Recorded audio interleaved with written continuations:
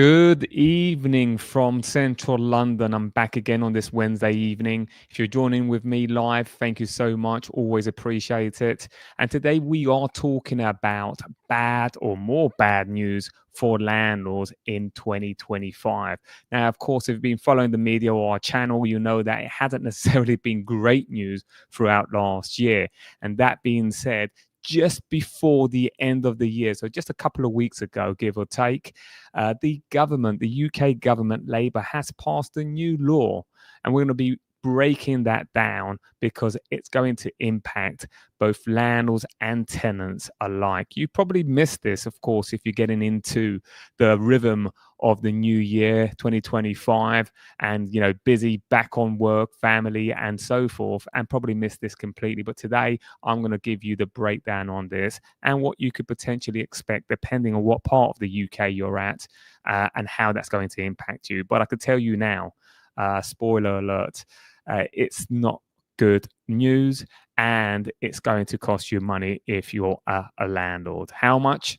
Well, let's dive in and find out firstly as to what we're talking about. Before we actually crack on with this, I just want to make sure that you can hear me and that you can see me, of course, importantly. I'm going to get some technical things out of the way first. Let me just have a look here. So again, anyone jumping in, just give me a thumbs up and make sure you can hear me and see me at the same time. So whilst we're getting those answers in, I'm just going to share an article with you. And the process of today's live, by the way, is very much whereby I'll be sharing an article with you. I'll be sharing an opinion based on what we're seeing with landlords, investors, buyers and sellers, homeowners right now, but also just taking in your questions as well. So anything, just put it on the chat. But as I said before, anyone who can listen to hear me, please let me know. Okay, great. So first up is going to be an article by Landlord Today, and it's a warning to all landlords when it comes to selective licensing. Now, a warning to all landlords over selective license schemes. So, a recent unveiling by several London councils of selective license schemes should raise concerns amongst private landlords, especially amateur landlords. Amateur landlords or accidental landlords are the ones who are going to inherit a property or move in with a partner and decide to rent out the property. So what this article is saying that these type of landlords are the ones going to be hit the most, or at least going to be impacted the most when it comes to the selective licensing. Now, if you're not familiar as to what selective licensing is, it is, let me share with you this article. So it is a license required in a certain region or location, whether it be a borough or a region. So let's look at this. So council slammed over RID consultation and money-making license. So from this week, councils in England can introduce any selective licensing scheme they wish without first going to the Secretary of State's permission. So that is the key difference right now. Before they had to go through the Secretary of State and ask for permission. Now councils just do a consultation and they can implement this license within a certain area. So this follows on an announcement by Housing Secretary Angela Rayner department last week. While councils will now have more autonomy, let me try and blow this up. While councils now will have more autonomy, they must still adhere to a mandatory 10-week public consultation period before introducing a scheme. Now, council will also be required to provide regular updates to the Ministry of Housing, Communities and local government on the progress of their schemes. The government claims the easier than ever licensing scheme is to improve housing standards, but a prominent letting expert says there's an extra reason behind the change to raise cash for councils. So we've got Phil Turtle, a director of landlord licensing and defence, says any council can launch any selective licensing scheme they want with no need to get approval from the Secretary of State. All they have to do is one of their meaningless, rigid consultations with almost always a totally unprecedented sample of stakeholder, almost zero input from landlords or tenants, and questions that don't even hide the fact that they're designed to get the answers the local authority needs to do what it intends to do anyway, regardless of the opinions and stakeholders. And very shortly, we're going to be reviewing, by the way, um, we're going to be reviewing what what regions have already started to apply it with all of these licenses across the country and which ones are pending. And it might surprise you, some of these regions, by the way. But one thing I wanted to share with you, I've got a breakdown here. Bear with me one moment. So one thing I want to share with you is what exactly these are. So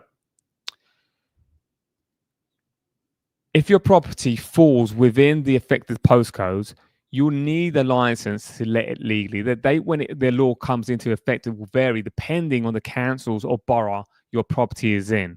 And how do you find this out? You can easily just do a Google search, and normally you'll go into the council's website, and it will tell you everything as to what they intend to do, the consultation, and whether it's been approved and whether you indeed need the license for that particular area.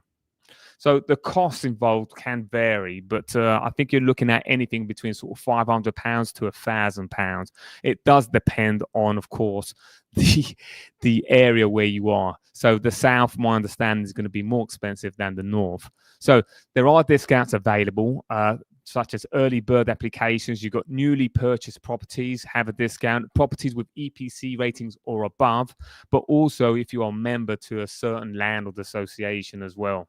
Now, before you can even have this license, you will need to meet certain requirements, which at the moment you need to meet anyway if you have a tenant. But this, again, just adds more layers to the complexity of renting a property if you are a private landlord. So you need a valid gas safety certificate, electric certificate, an EPC, smoke alarms. So again, these are just things that you already need anyway if you're renting to a tenant. Some councils have additional requirements to comply, including comply licenses, such as including an antisocial behaviour clause, conducting a minimum of 6 monthly inspections, and providing quarterly rent statements to tenants. So the purpose of selective licensing is to regenerate areas and improve quality of housing. That's the purpose of it. But if we look at, I wanted to look at another article here.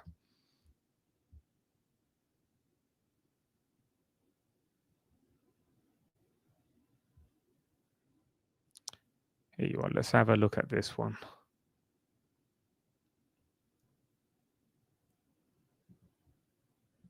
There you are. Licensing councils sting landlords for up to £1,250 at a time. It's been revealed that the cost of local council licensing imposed on landlords varies hugely, and at least one case goes as high as £1,200. Since Christmas, the government has allowed councils to impose selective licensing schemes of any size without the need for consent from the Housing Secretary. Now, Property Compliance Service shows that the introduction of the selective license schemes has a little impact on improving standards, although councils like them, as it allows the issuing of cash earning civil penalties. Again, going at the back of the last article, this is the point I wanted to make. Issuing of cash earning civil penalties. Now, claims that the law change implemented at Christmas means licensing schemes can be implemented without the landlord's knowledge unless they are, so it can be implemented without the landlord's knowledge unless they are proactively keeping up with lettings legislations or the rental property is being managed by a qualified agent. Again, you would need to do a quick search on Google, and you should be able to find out whether your area actually has a licensing scheme. It's not rocket science. The difference between having a managing agent is they are prompted because they will probably be subscribed to certain boroughs, councils, but also there is software that lets them know every region of the UK that has this licensing or that there is a consultation going on. So it's more of a proactive approach. So this is something that I like to emphasize. Being a landlord today is no longer like being a landlord in the 1990s or early 2000s, which pretty much you paid your mortgage if you had one, collected the rent, fix a leak here or there if it came up, job done. Today's world is different, and I'm talking about today. However, as we go into 2025, lettings as we know it is going to be completely changed, and we're coming towards the end of an era when it comes to lettings and the rental market as a whole. As the renters' rights bill, which we're going to be touching upon as well, comes into play later this year. So going back to the article here, basically what they're saying is that the council are cash grabbing, money grabbing, and Chief Executive Paul Conway says this will increase the chances of landlords and agents being caught out by widening licensing areas, especially if you're not well publicized. If it's not well publicized, if it could also increase their ongoing costs due to the license fee charged. Says fees for new application in Leeds are as high as £1,225, whereas they can be as low as £350 in Ashfield. Not licensing a property correctly could currently lead to fines of up to £30,000 in offence. And this is just adding to some major fines already seen across the UK with landlords. I'm just going to take a sip of water, so just bear with me.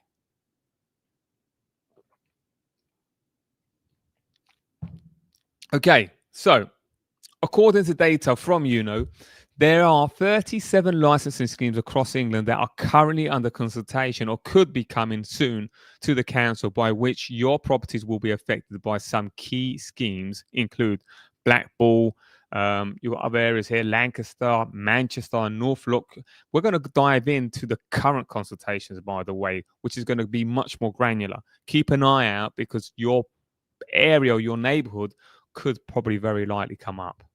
Okay, so London will see several new license schemes, and it's already had. I'm going to share that with you, including the City of Westminster, especially the City of Westminster. So you've got Barking, Enfield, Wandsworth, and Waltham Forest. Again, guys, if you have any questions for me, just feel free to put it up. I can see there's a few already. I'm going to dive into these questions before we jump into some more articles. But if you are online, stay tuned, because we're going to break down the specific areas that are currently under license consultation since last year, pretty much, or at the beginning of this year, the last week or so. So here we have, hi Leslie, how you doing? Great to have you on, appreciate it. Danny, would be great, let me share this with you. So Danny, would be great to know what is selective licensing and how do councils decide which areas require it? So great question. I shared a little bit about that, which is very much the licensing scheme is put up to help the councils make better decisions, and especially whereby they see certain hyper local areas that are in need of more housing, or perhaps have antisocial behaviors or need further monitoring. I mean, I have here, I'll tell you exactly. So here you are.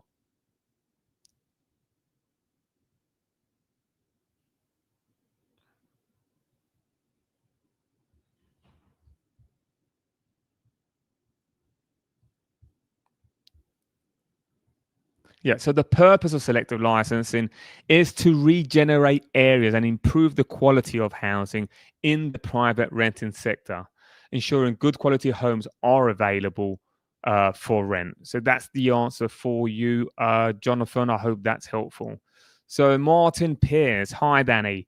I've already got a HMO license for my property. Does selective licensing mean I need to get an additional license on top of that? Absolutely. And I think the price will also be different for you, Martin.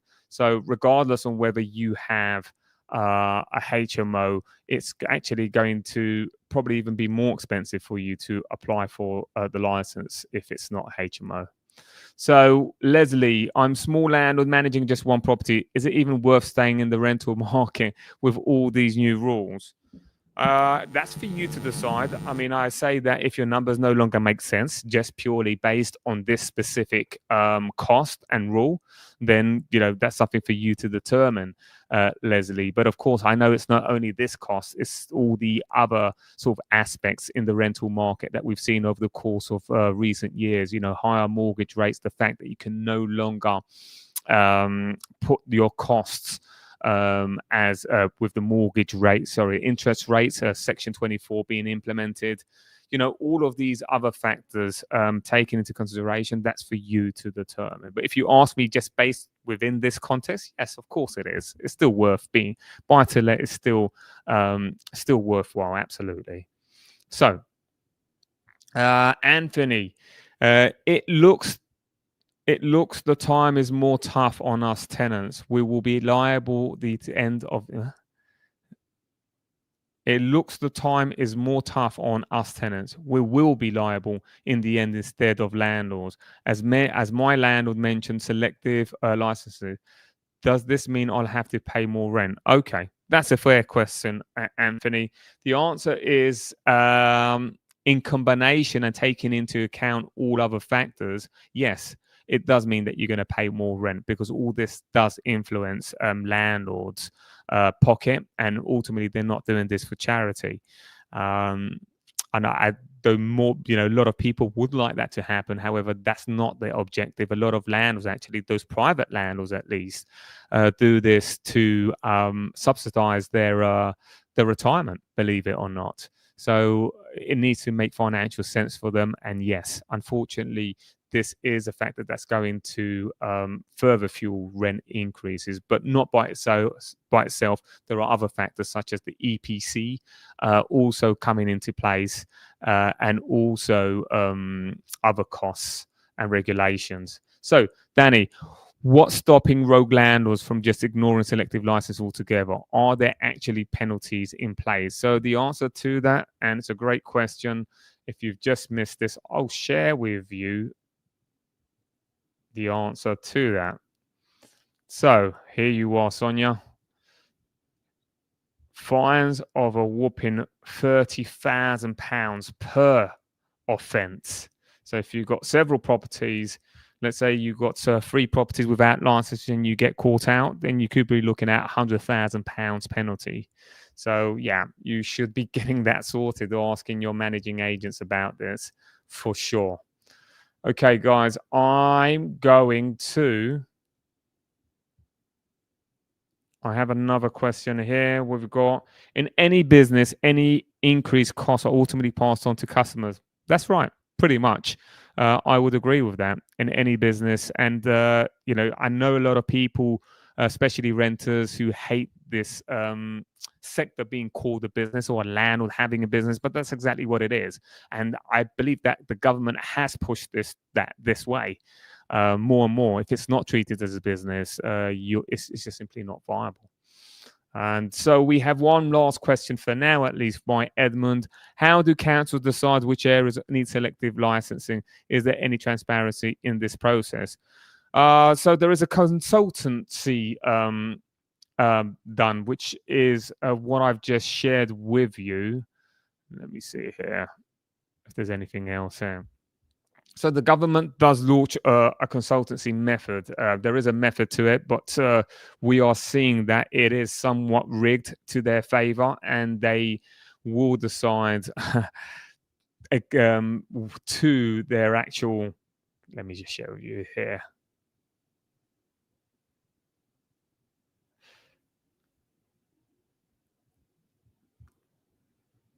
Hopefully you can see this. So any council can launch any selective licensing scheme they want with no need to get approval from Secretary of State. All they need to do is one of their meaningless and rigid consultations with almost always a totally unrepresentative sample of stakeholders, almost zero input from landlords or tenants, and questions that don't even hide the fact that they are designed to get the answers the local authority needs to do what it intends to do anyway, regardless of the opinions and stakeholders. So, Edmund, I hope that answers your question. So right now, let's jump into. By the way, we'll be looking at some of the renters' rights bill.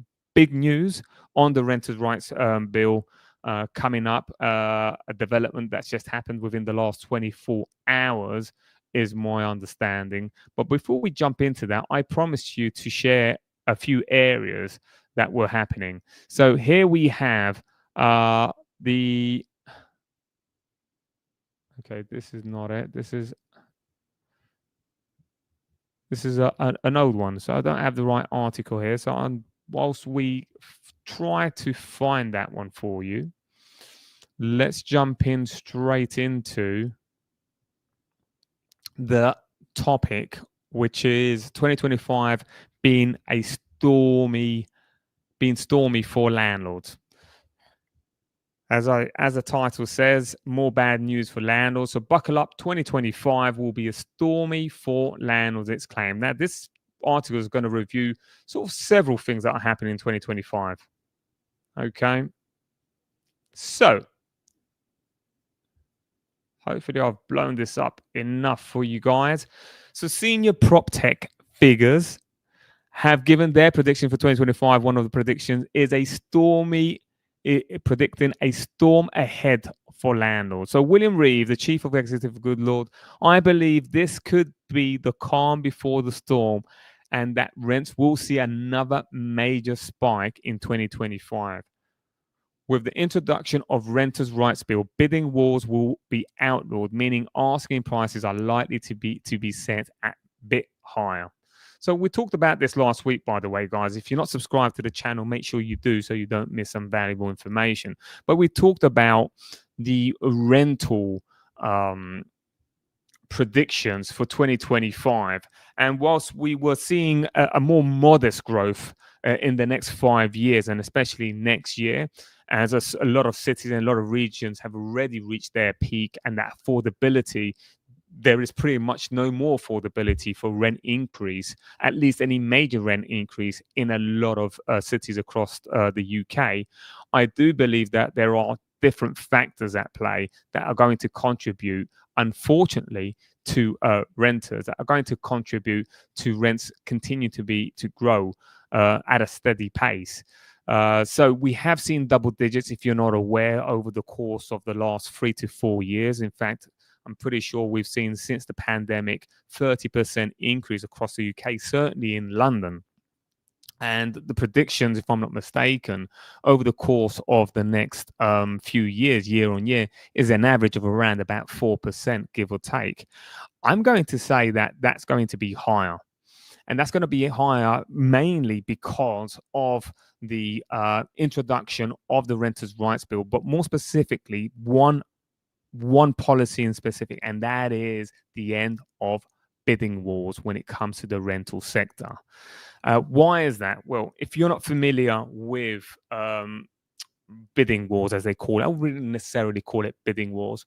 So if you have a property and you're going to launch it on the market, most often than none, in the current market, you cannot underprice a property. So agent or landlords will have a certain strategy where they will put it at market price or just below market price instead of going for that top market price.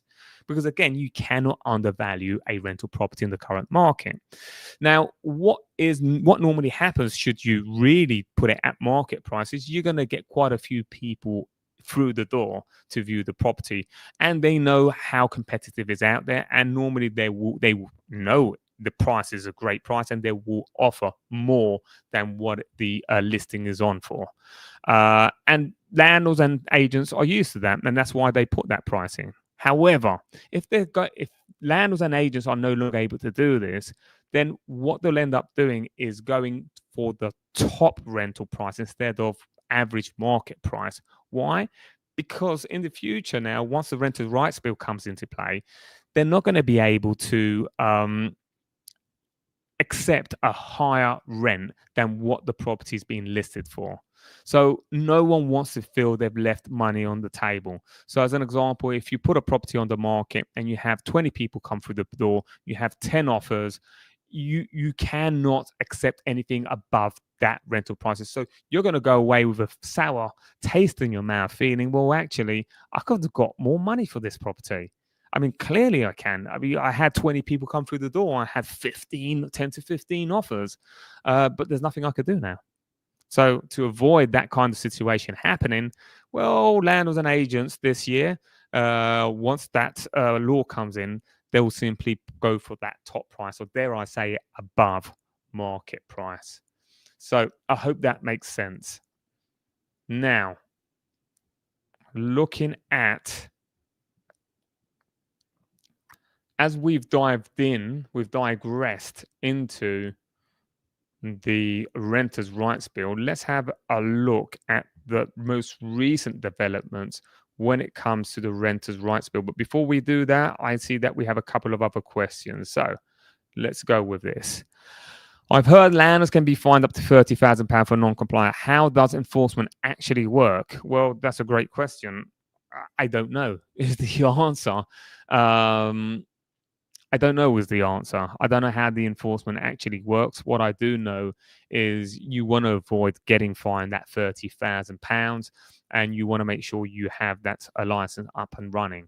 By the way, as we talk about the Renters' Rights Bill, the Renters' Rights Bill also has a data proposal there whereby it will hold data from landlords. And another thing that has been highly criticized, and an argument for the against the government is why grant this and have a license for regions whereby there's going to be a broader database anyway held for landlords. And quite frankly, people have just come to the conclusion it's just money grabbing government, central government, and money grabbing councils as well. It's just a cash cow way they could get more and more money out of landlords. Let me know your opinion. You disagree, agree, let me know. I'm only here to interpret the data that I have, give my opinion based on it. Okay, great. So I'm thinking of buying a property in London to rent out. How does selective licensing affect property investments in areas like this? Well, you need to take it into you need to take that into consideration when it comes to you need to take that into consideration when it comes to your costs. That's why. That's really what you need to do. So this is a article just sharing. I've been advised that this is the correct one, so I'm going to share this with you. So to answer your question, let me just bring this up. So to answer your question, wise process. Hopefully, I'm going to be able to. Here you are. In our licensing, so here we have. So we've got few cancels. This is a licensing update for December. So if you're looking to invest in London, we're going to see some of the boroughs and neighborhoods that have been they're already in consultation for a licensing scheme. So our licensing blog and news, so as well a number of new schemes coming into force in the future. So active consultation is what we're going to be looking at. So to answer your question, you should be looking at here, Westminster in London. So Westminster City Council has launched a consultation on plans to introduce selective licensing in the borough, covering 15 individual wards. The proposed scheme has two designations. The first designation would apply to 8 wards based on poor housing conditions. So we've got Abbey Road, Church Street, Harrow Road, Knightsbridge and Belgravia. Really? Poor housing conditions in Knightsbridge and Belgravia? Well, that would be interesting to see. And if there is poor housing conditions, I'm sure they have plenty of money to upgrade it, being in this specific areas. I mean, all of these areas, Little Venice, Maida Vale. And then you've got second designation would apply to further 7 wards: Bayswater, Lancaster Gate, Marylebone, Pimlico North, Regent's Park, West End, Hyde Park. The council states that the PRS, private rented sector properties in these wards are suffering from high levels of serious hazards above the national average and high levels of antisocial behaviour. I've not seen any antisocial behaviour in Knightsbridge and Belgravia. Again, cash cow, I'll let you decide. So the proposed license fee is £995. So the reason I wanted to read this out to you specifically, Wise Process, is here is your answer. You're looking around about £1,000 I will say probably even more expensive in other boroughs such as Camden, which is notoriously more expensive than Westminster. A lot of people think it's the other way round, actually. And then you've got other cities as well, such as Salford City Council, um, Waltham Forest, Newcastle City Council. Let's look at the prices on these actually. £700 per property. And then we have Newcastle City, £1,000. I always thought that London would be substantially more expensive when it comes to these licenses, but obviously not. £1,000 in Lincolnshire, give or take. London Borough of Bexley, £800 per license. London Borough of Barking, Dagenham, £1,400. London Barking, £1,400 per license. Well, it seems that this council is in real need of money, squeezing landlords for every penny.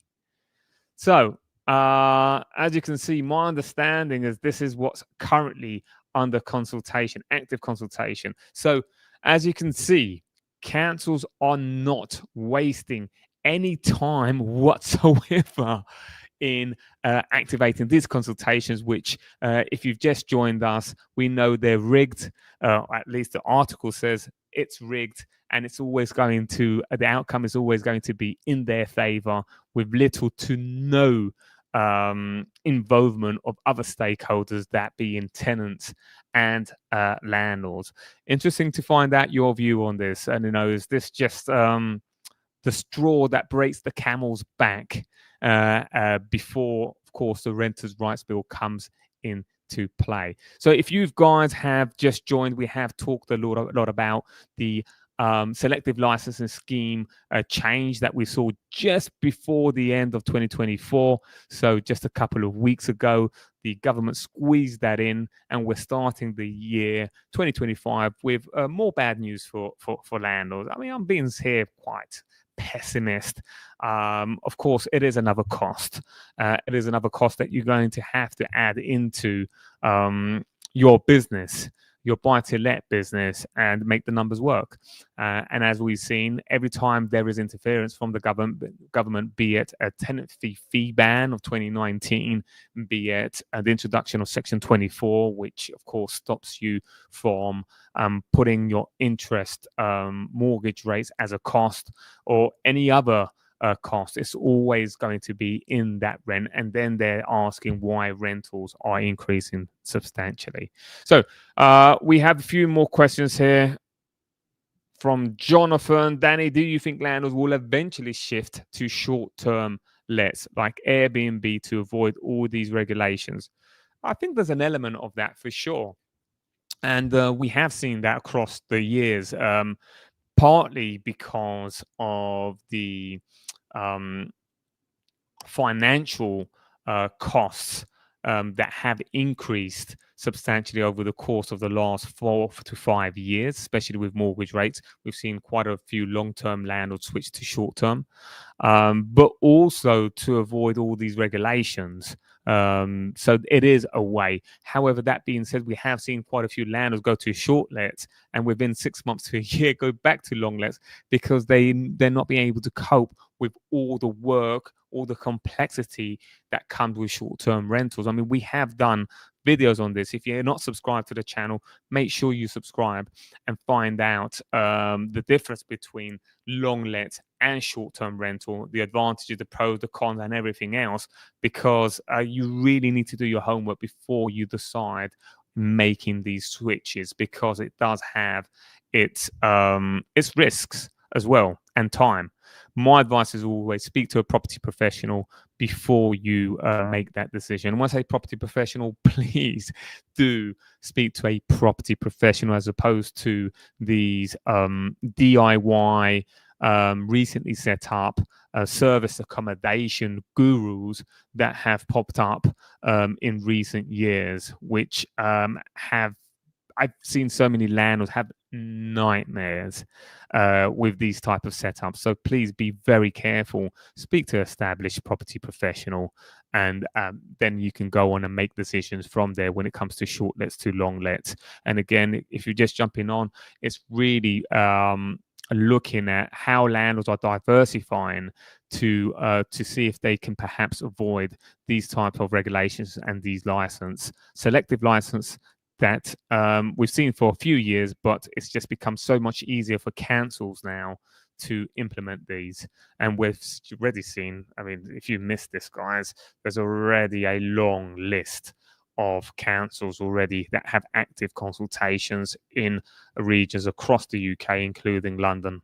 Okay, now I'm going to switch gears here, and we're going to jump into some recent developments in the Renters' Rights Bill. If you're not familiar with the Renters' Rights Bill, you probably have to go back and watch quite a few of our other videos. But it is, of course, the change of the rental sector as we know it. There's going to be an end of ASTs, assured short hold tenancy agreements. We will see those going into, in layman terms, rolling contracts month to month, periodic tenancies. We'll also see the end of renting bidding wars, which has its own issues. And as you have said before, I'm going to very likely going to see rental increases substantially this year at the back of that. Abolishment of Section 21, which, if we look at surveys and consultations on landlords across the UK, the Section 21, the abolishment of Section 21, is what has landlords, it concerns them the most, which I find bizarre. In many years, me being in property over 20 years, I've very rarely seen a landlord having to serve Section 21. That could be, of course, as well in the circle that I'm in. The properties that are rented out, the portfolios are very much in very good areas that attract very good tenants. That could be as well. So I guess the takeaway from this when it comes to Section 21 and Renters' Rights Bill is that the areas that do not attract very good tenants, those are the ones that are going to be at the most risk. And I don't have any evidence on this, but I'm going to suspect that those landlords who are selling up and selling up fast that are concerned about Section 21 are going to be in these areas. Now, whilst a lot of people looking at the media and seeing that land wax into the market, and a lot of people who are disgusted by the buy-to-let industry and saying, good riddance, landlords, we don't need you, bye. And thinking that it's actually good riddance. What they don't understand is that this means it's going to have an impact on renters in these regions. And these are the people that are going to suffer the most. These are the people who are going to find less stock. What happens when there's less stock available? Rental stock means that there is higher rent. That is an issue for these renters. So that effectively is going to create more homelessness. So that is a problem.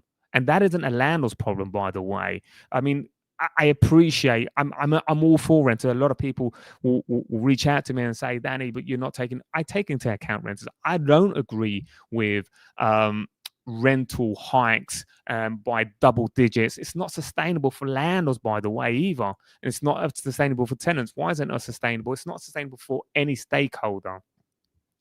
But my point here is that there's going to be less stock available for those type of renters. And I hope we can all agree that those are the most vulnerable renters. Now, secondly, the little stock that's going to be out there, a lot of landlords won't want to rent out to renters who don't hit certain criteria, because now that Section 21 is going to be taken away from them. So the landlords are going to feel a little bit more vulnerable, much more vulnerable.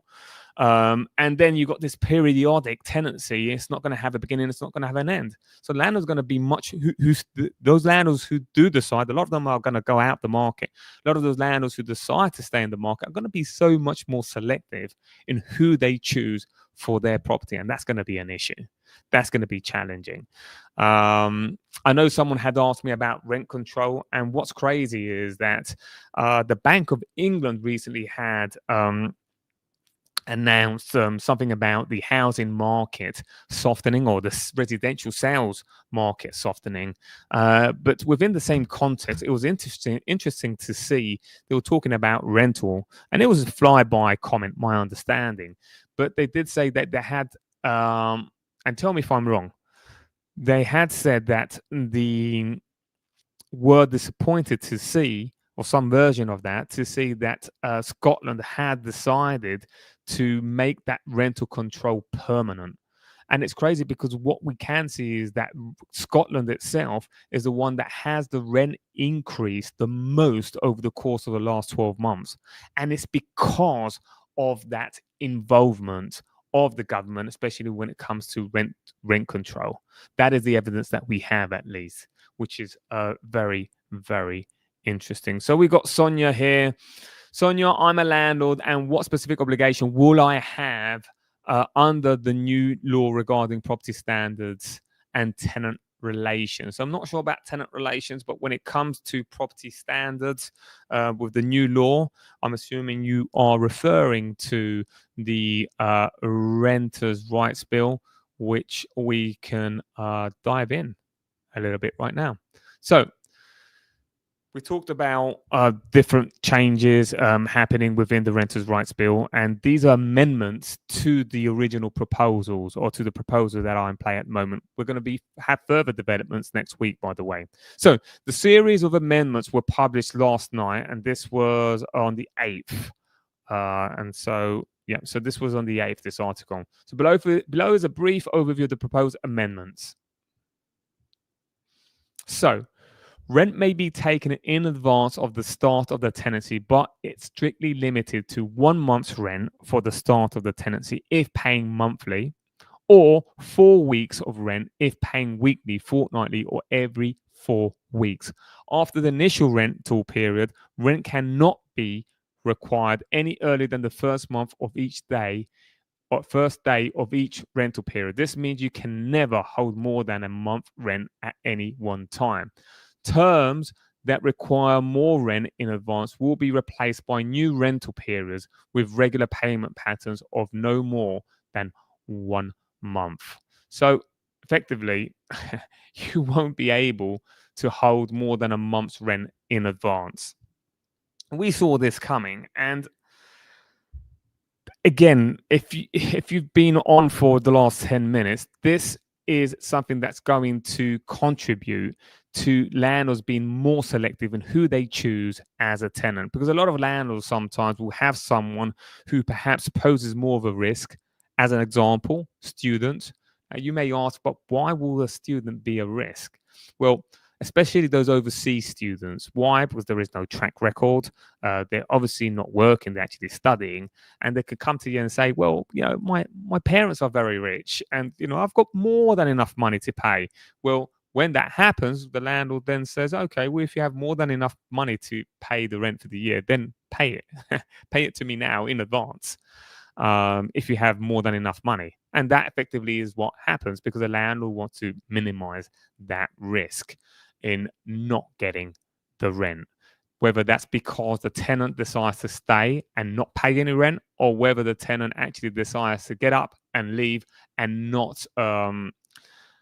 fulfill their obligation as a tenant through the tenancy. And then if that happens, of course, if they're overseas, the chances of recovering that money, or at least the rent that tenant should have, that the rent that tenant should have paid, is going to be very, very slim. So again, in the current market, the landlord says, well, there's a little bit of risk here, or a fair amount of risk, but I'm going to minimize that by asking for a 12 months rent in advance. But then, putting students to one side, the other side of that, of course, is someone who just has kind of red flags. Forget being a student. Someone works, but the track record is a little bit flaky, and they're like, but he seems like a good guy, and I want to rent to him, but I want to minimize my risk. Hey, Mr. Tenant, these things have come up on the referencing. I feel uncomfortable with it, but I do want to rent it to you. If you're willing to pay 6 months in advance to 12 months, then I'm good. That's what a few landlords would do. So going back to this, that is disappointing to see for many landlords. I'm sure you can no longer take more than a month rent in advance. In addition to this, the government has introduced new breaches of tenant fee ban, where the landlord or their letting agent invite, encourages or accepts offers of payments of rent above the permitted amount before the tenancy starts. Okay, so this is just perhaps loopholes that they're trying to cover themselves. But in a nutshell, you cannot take more than a month rent in advance. So you've got student ground. New student grounds has been amended with an additional restriction put in. We already know proposed new ground can only be used where the property is a HMO. All the tenants met the student test when the tenancy is entered into. That is, they are students, or it is reasonable to believe they will be during the tenancy, and the landlord intends to let the property next time to another group of students. The new additional caveat is that the tenancy must be agreed less than 6 months before the start date of the tenancy. This effectively bans student landlords from agreeing tenancy more than 6 months from the move in date, which a lot of landlords actually do, and agents. For example, I know that a lot of landlords have already been securing their tenant for September or August this year by now. So January 2025, and they're already securing their tenants for August this year. So based my understanding on this, if I understand it correctly, this is the first time I've seen this one, is that you wouldn't be able to do that. Death of tenant under proposed change bill will also limit guarantor liability across the board. Exempt tenancies. Under the new plans, if they are to be exempt from the assured tenancy regime, fixed term tenancy must be for a minimum period of 21 years or more.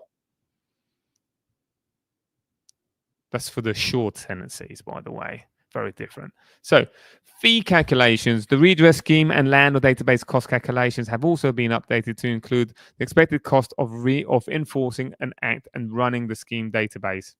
Interesting. Rental payment or order amendment also include proposal allowing superior landlord to be pursued for rent repayment orders. Wow. Okay. Well, this is certainly a new one. So let me say this one again. So amendments also include proposals allowing superior landlords to be pursued for rent repayments orders, even if they have received no rent. This means, for example, if a rent to rent company absconds with the rent paid to them by the tenant, this tenant will have the right to have the missing cash repaid by the superior landlord, the property owner. I believe that the landlords should have some accountability on this part. So I partially agree with this. And see, the issue I have with this is going back to what we just discussed, whereby there are so many operators out there that I call them DIY. These DIY operators, they're set up in the last sort of few months or a couple of years, rent to rent process. Mr. Landlord, I will become your tenant and I'll just sublet the property. The amount of nightmares I've seen with that. And I do believe that there should be a level of protection for those tenants who are scammed by these. I'm going to be blunt, by these lowlifes. They are up and running. There is no regulation. It's just almost like cowboys and Indians, and there should be accountability to this. I believe that landlords should do their due diligence and should have accountability if they're just going to sign a contract away with one of these rent to rent operators that just come out of the blue. And yeah, I think there should be accountability. I agree with that, actually. So, HMO license. Finally, under the new proposal, landlords may not rely on terms of contract as the sole basis of any defense against HMO license offense. For example, a clause in the tenancy that prohibits tenants from subletting will not be sufficient on its own if the tenant had sublet, turned the property into a HMO, and the landlord had passively accepted it. Interesting. So, what happens next? Report stage. Okay, so this is now talking about the 14th of January, which is just next week. I don't know if you guys have any questions based on this before we jump into the next article. So we have some more here. So we've got wise process. What are the penalties for landlords who fail to comply with the new regulations set out in the Renters Reform Bill? I don't think I've seen that just yet. I mean, they're still in the process of consultation, and it will be interesting to see what that is. But we are entering into a new world, wise process, and it's the end of a era when it comes to the rental market. So any landlord out there who is ignoring this and burying their head in the sand is going to be stung. That's for sure. They need to either get this onto a professional property manager, or they're going to have to get involved with a landlord association and, quite frankly, study and get up to date with all these regulations. So here we have another question from Sonia. Will the new regulations lead to an increase in rent prices and landlords adjust to the changes? I don't think that necessarily rent increase from just changes when it comes to long-term rental or short-hold tenancy agreements being switched into periodic tenancies or allowing pets or anything like that.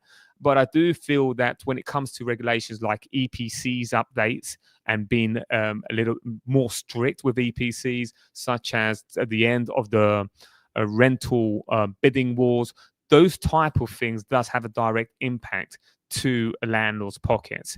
There is an argument to say that actually, even if it's not the EPC or the end of renter bidding wars, there's still an indirect impact, such as more landlords, and we're already seeing this, more landlords actually taking it away from doing it myself and giving it to property managers, professional property managers to manage the property. And that itself is a direct, indirect cost because they don't want to keep up with all of this. So possibly there is an argument to say that, yes, to factor in professionals now managing these properties. So here we have another question by Stephen James. As a landlord, would be great to know in what ways does the bill aim to balance the rights and responsibilities of both tenants and landlords? I don't believe there is any balance, Stephen. I mean, some would say amazing. This is leveling out the playing field between tenants and landlords because it was too much at a disadvantage. It was actually everything was towards the landlords. I don't necessarily believe that. I do believe that the industry should be regulated more. It should be professionalized. The standards should be higher. I'm totally with that. Again, we can't have this situation whereby there's cowboys and Indians, and professionalizing the industry is what we need, and I'm all for that. But it's got to be balanced. I think the right word you've used is balance. That's what we need. I'll give you an example. One of the policies within the Renters' Rights Bill is that the landlord now needs to be signed up to an ombudsman. Currently, they don't, which means that if a tenant right now rents a property via an agent, the agent right now has to be subscribed to an ombudsman. And they'll be protected with that. They can make complaints through that. There is a process through that protects the tenant if they go through an agent. However, if they go through a landlord, then suddenly the tenant doesn't have that protection. I don't believe that's right. And I don't believe that's a good image for the landlord as well. It's almost saying, if you go through an agent, you're protected. But if you go through a landlord, then you have more possibilities of hitting a rogue landlord and a landlord who's not, if you have a complaint, the tenant has nowhere to go. It doesn't quite sit right. So there is an element of, hey guys, I mean, if you are watching this, you're very much probably a landlord or a property professional. This is a good thing. But, of course, there are things in there that just don't sit quite right. I agree. So, more monkey business. Hey, good to have you on. My friend's landlord didn't pay his deposit into a landlord scheme and now has to pay 5K free time, 5K free time and amount of the month rent. Yes, that is right. This is the rent repayment order, I believe, more monkey business. And your friend failed to absolutely failed to protect the tenants' money appropriately, properly, and even perhaps provide them with the terms and conditions on how to claim that money back. I don't know if your friend, he or she, pocketed the money, invested the money, did something with the money, and that's not the purpose of that cash. so, so again, thank you for sharing, though, more monkey business. I appreciate when you jump in. And whilst I don't wish that on anyone, there are regulations that need to be followed. And if you don't, of course, these are the consequences. And then we have Andrew. How will the expansion of the rental payment orders affect landlords who are non compliant? Well, it will affect them by getting rent repayment orders if they're non-compliant. It's just that simple. It's just more ways whereby the tenants can be incentivized to point out landlords who are not complying. To give you an example, I don't know if you guys are familiar with the additional license scheme, which is pretty much HMOs. Let's keep it simple. So, HMO license, there is an additional license to the HMO. And I know that quite a fair amount of landlords don't take this license out. Now, we've seen councils write to properties where they suspect that this is happening. What type of algorithm or system do they use to determine this? I don't know. But I've seen that they send out letters to tenants incentivizing them, saying to them, hey, we suspect that this is happening in this property. Now, if this is true, if our suspicion is correct, get in contact with us right away. We'll help you, or we inform you on that you can get your rent back of up to a year or even more. I believe, I don't know how much it, I think is up to a year. And at the same time, it allows the council to fine the landlords. So it's almost they have the tenants working for the councils. The councils are incentivizing, the government is incentivizing tenants to point out any landlord who perhaps, I mean, if we want to be naive, or if we want to be gullible, if we want to be, whatever that is, and say, oh, the landlord simply didn't know. Poor landlord didn't know his obligation or her obligation, dropped the ball, and now has to pay that repayment order of 12 months and also a fine. And of course, there are those landlords that absolutely know what they're going to need to do, but just completely avoid doing it. And of course, they suffer the consequences. Danny, I just put my DNA on the like button. Okay. I appreciate that. More monkey business. I appreciate you all. We always jump on every Wednesday. We keep this interactive. We do a Wednesday live. If you're not subscribed, please do subscribe. But there is also some great and valuable information. If you're looking for an estate agency because you're looking to sell, rent, anything like that, we've made some great network across the UK, across the country. Great agents. So you can follow the link on the description. If you need a referral, we'll point you in the right direction. Whether that's you just need a tenancy health check. If you don't know what that is, it's an agent that jumps on a call with you, a video call, and goes through your current property, your tenancy agreement, and make sure that you're compliant at the moment. It's completely free anywhere in the UK. Just complete that referral form and we'll be able to point you in the right direction. We also do those tenancy health checks here in London. Appreciate you. Have a good evening and always stay safe. And I'll see you next Wednesday. Thank you so much.